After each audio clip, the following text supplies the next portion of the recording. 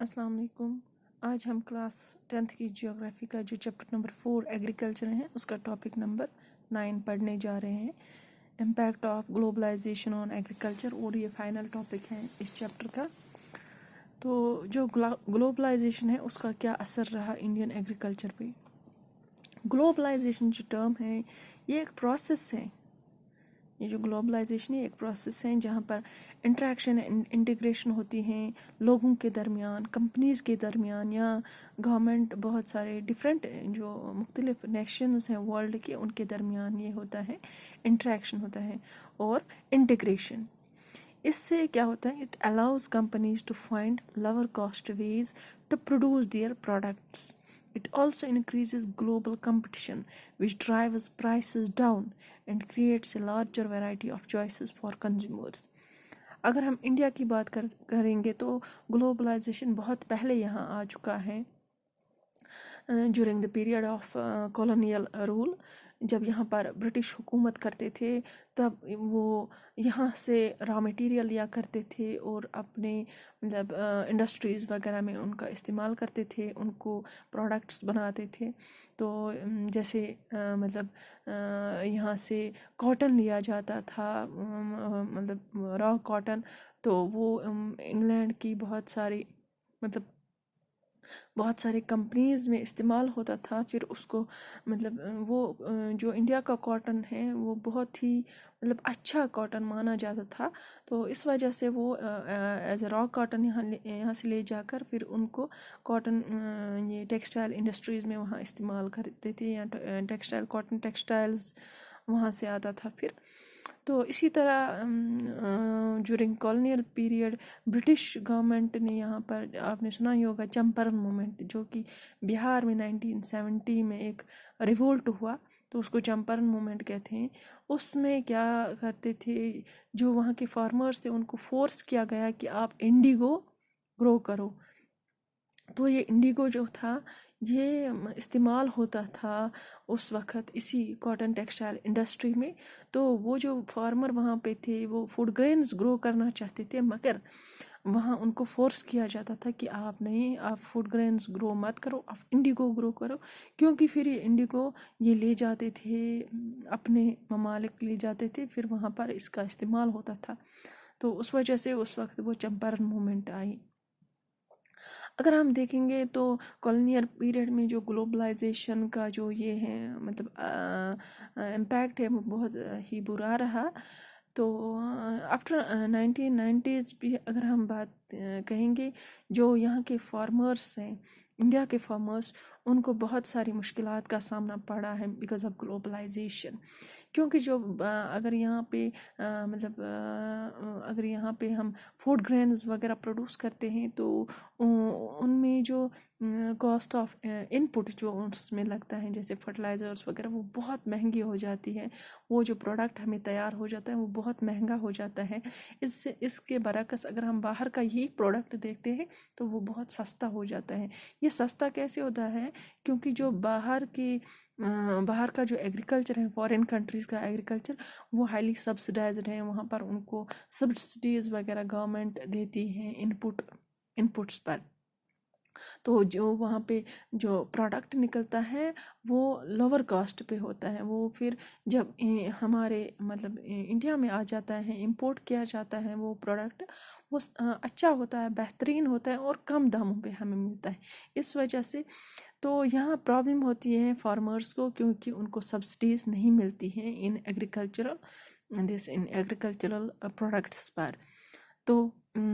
تو آج ہم کیا کرتے ہیں، آج گلوبلائزیشن یہاں پہ پہلے آیا تھا گرین ریولوشن کا کنسیپٹ، جس کی وجہ سے بھی بہت پرابلمز ہوئی. گرین ریولوشن کچھ ہی گنی چنی فوڈ گرینز میں دیکھا گیا، مطلب اس میں سفلتا ملی، جیسے ویٹ کا، رائس کا.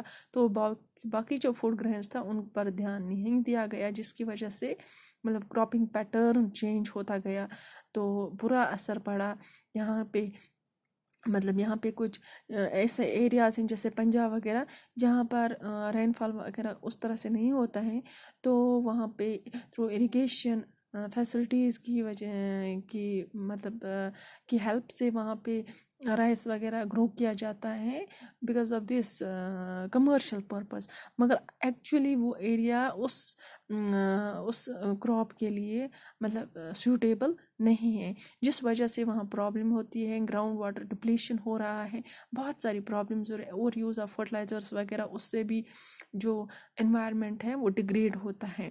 تو آج کنسیپٹ آ رہا ہے آرگینک فارمنگ۔ آرگینک فارمنگ میں کیا ہے، ہم گھریلو جو کچن ویسٹ وغیرہ جو ہوتا ہے، بایو ڈیگریڈیبل ویسٹ جو ہوتا ہے، تو وہ ہم استعمال کرتے ہیں اپنی فارمنگ کے لیے، اپنے کراپس کے لیے، جس کا بالکل بھی مطلب کوئی بھی نقصان نہیں ہے ہمارے انوائرمنٹ فری ہے ہمارا مطلب جو آرگینک فارمنگ۔ آج ہم بولتے ہیں جین ریولوشن، جینیٹک ریولوشن جس کو ہم بولتے ہیں، تو اس وجہ سے کیا ہوتا ہے، جینیٹک انجینئرنگ ہے یہ کنسیپٹ، جین ریولوشن جو ہے جینیٹک انجینئرنگ کا کنسیپٹ ہے، جہاں پر ٹیشو کلچر وغیرہ مطلب کی ہیلپ سے ہم ڈفرینٹ ورائٹیز، ہائیبریڈ ورائٹیز تیار کر سکتے ہیں۔ تو جو آرگینک فارمنگ وغیرہ ہم ان میں استعمال کرتے ہیں تو وہ بہت صحت کے لیے بھی اچھا ہوتا ہے، انوائرمنٹ جو ہمارا انوائرمنٹ ہے اس کے لیے بھی وہ ٹھیک رہتا ہے، اور اوور آل جو ہم دیکھتے ہیں ڈیولپمنٹ ہو سکتی ہے، ہماری اکانومی بڑھ سکتی ہے۔ تو اکانومسٹس کا کہنا ہے جو کہ انڈین فارمرس ہیں، ان کا جو فیوچر ہے وہ مطلب ختم ہوتا جا رہا ہے، کیونکہ یہاں پہ جو مطلب ہولڈنگس ہیں وہ دن بدن گھٹتی جا رہی ہیں، پاپولیشن انکریز ہوتے جا رہے ہیں، مگر ہولڈنگس، لینڈ ہولڈنگس جس کو ہم بولتے ہیں، وہ ڈکریز ہوتی جا رہی ہیں، اور ہم اوپر سے ہمارا انوائرمنٹ جو ہے وہ بھی خراب ہوتا جا رہا ہے۔